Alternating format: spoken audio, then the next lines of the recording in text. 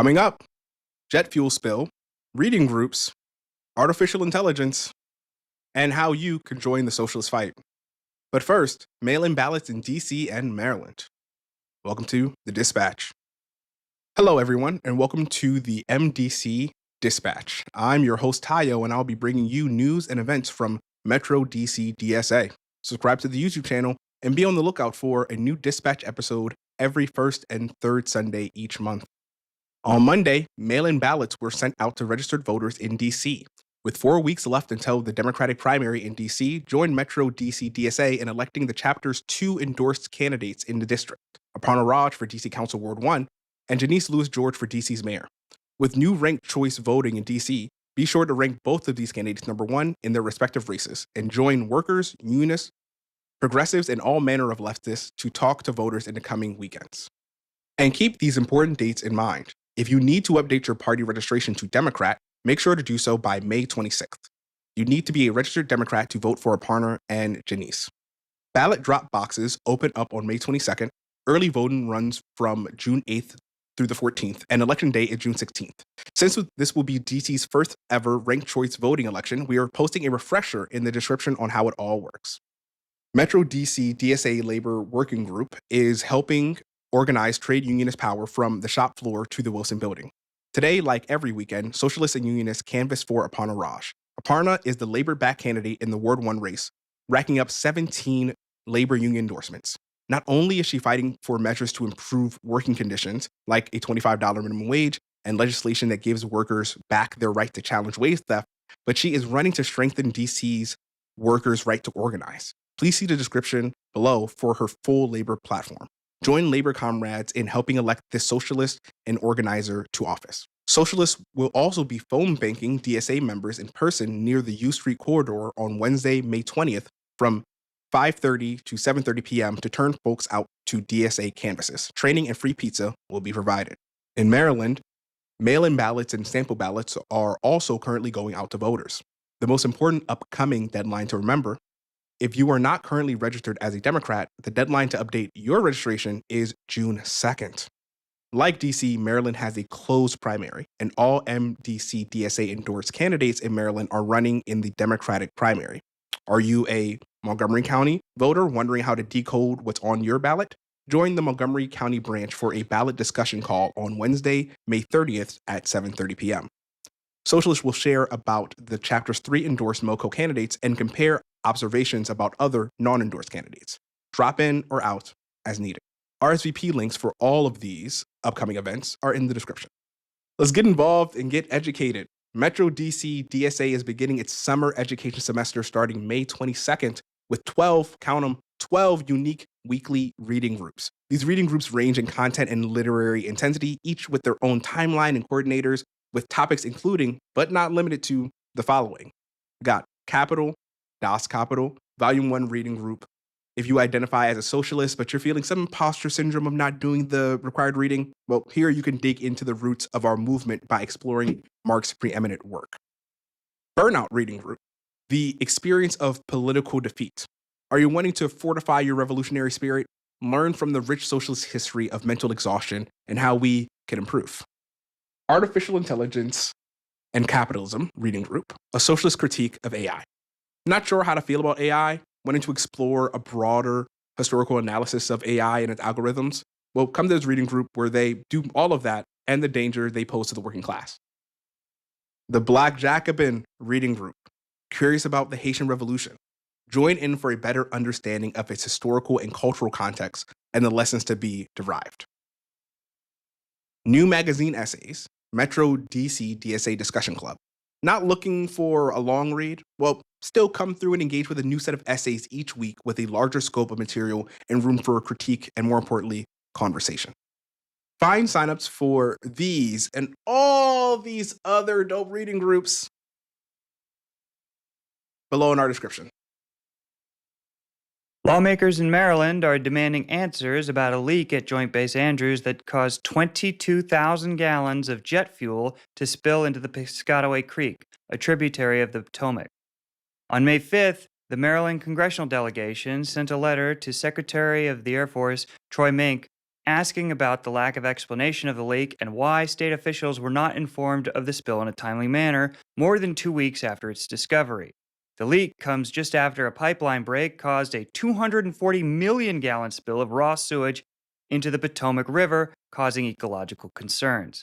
Although Maryland officials say drinking water in the D.C. region is not affected, Senator Chris Van Hollen said in an interview there's a limit to the amount of stress the Potomac River can absorb. He later added, "We need to be focused on cleaning up the Potomac, and what we're seeing is even more contamination and pollution. These spills are taking us in the wrong direction." Senator Chris Van Hollen's office said Mink has not yet responded to the letter. Okay. Generative AI. Usually, an essential perspective highlights a specific author with a unique perspective on a relevant topic. That's kind of the vibe what we like to do here on the show. But with Gen AI, it's nearly impossible to pick just one voice out of the crowd. Everyone seems to be either a booster or a detractor, with a critical insight, a wildly hot take on one of the many facets of this extremely complex situation. So instead of trying to pick one voice, we're going to just try to offer you some clarity. Artificial intelligence is a marketing term, above all else. Always has been. As a field of academic study, it was originally called automata theory. The rebrand was the idea of Dartmouth researcher John McCarthy in 1955, who, like most academics, struggled to find funding. However, his gambit worked, but created expectations it couldn't live up to. So it never really broke out of academia before this decade. Still, there have been countless attempts by true believers looking to author a computer program that can think, can maybe even feel like a human or an animal. But so far, none have succeeded. This current wave of AI, generative AI, isn't really about making a thinking machine. It's about the marketable products of thought, writing and software code, courtesy of large language models. Pictures and videos are courtesy of diffusion algorithms, all in an effort to make it as easy to create new art as it is to find a picture on the internet. Now, that's not a bad goal in and of itself. I mean, I'm an artist, but the approach being taken has many problems. One of the problems is the economics. The large scale models that have been attracting investors are incredibly expensive to run. And the companies behind them don't seem to expect people to pay, losing money even on their most elite products. Now, this is understandable given how broadly unpopular AI is. So, if the economics are bad and the PR is bad, why don't investors seem worried? Apparently, because they're true AI believers. Right or wrong, they see this technology as transformative, on par with the next industrial revolution. And and you will in the comments let me know how you feel about that. But unlike the industrial revolution, which eventually led to cheap everyday goods for the many, the positive impacts of this technology for ordinary people have yet to emerge. We're still waiting on her. Not that it's completely useless. However, many employers are using AI as a convenient excuse to hold layoffs. We have warmongers seemingly happy to blame their crimes on it. And the scum of the internet are enjoying their deepfakes, slop content, and on demand CSAM. Tech giants such as Elon Musk have been caught up in this lawless behavior, unsurprisingly. Musk is under investigation by the French government for crimes related to the social media platform X. Hey Elon, why don't you make an AI that, does something useful? My dishes, or like my laundry, remembers where my keys are. But instead, we need to make deepfakes. So, what do you think? Is generative AI just another neutral technology that can be used for good or bad? Is it a new industrial revolution? Or is it doomed to be just another big tech flop like cryptocurrency or NFTs or metaverse or Google Vision or I could go on. But we'll see you in the comments regardless. Join the chapter for any of the huge slate of events coming up in the next few weeks. RSVPs linked in the description.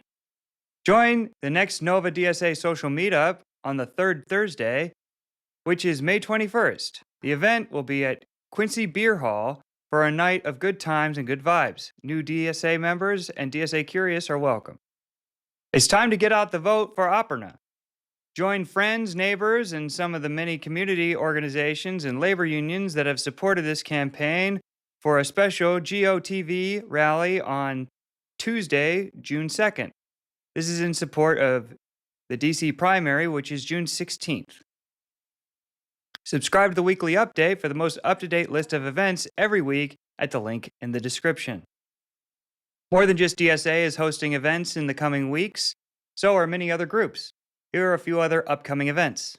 Attend Tacoma Park Silver Spring Food Co-op's annual Film Fest on Monday, May 18th at Rhizome. They're screening We the Owners, which features the stories of 3 employee-owned businesses sharing the workers' perspectives on shared ownership structures, highly empowering corporate cultures, and human capital innovation models. A discussion with 3 local worker-owned co-ops will follow the film. Join Harriet's Wildest Dreams on May 20th for Love the Dolls, Hate the Patriarchy, an in-depth teach-in on the harmful anti-trans legislation coming out of the Trump administration. This teach-in will break down what these policies actually mean, who they impact, and how anti-trans legislation connects to larger systems of policing, incarceration, displacement, and political repression. Arlington for Palestine and NAACP Arlington branch will be hosting a movie night and community discussion about Israeli apartheid on Wednesday, June 3rd. They will watch 2 short Palestinian films about life under Israeli apartheid, hear from a member of Arlington for Palestine about their trip to Palestine last year, and discuss together what all this means to those living in Arlington. RSVP for a free ticket. Find these activities and many more at the calendar of events on the website or in the full weekly update, also linked in the description. The Democratic Socialists of America is growing. If you're not a member of DSA and would like to connect with other like-minded activists, community organizers, and neighbors, visit dsausa.org and join today. Metro DC DSA is the 3rd largest chapter in America with over 3,000 members. We're very active in the community and have groups focused on labor, tenant rights, LGBTQ rights, environmental activism, and much more. DSA is the largest socialist organization in America, and we would love to have you as a member. These and other stories, along with links and sources, can be found in the Metro DC DSA Weekly Update newsletter, which you can find linked in the description. This production has been a collaboration of members of Metro DC DSA. Look for new videos on the 1st and 3rd Sunday of every month. I'm your host, Tony, signing off with a reminder, a better world is possible.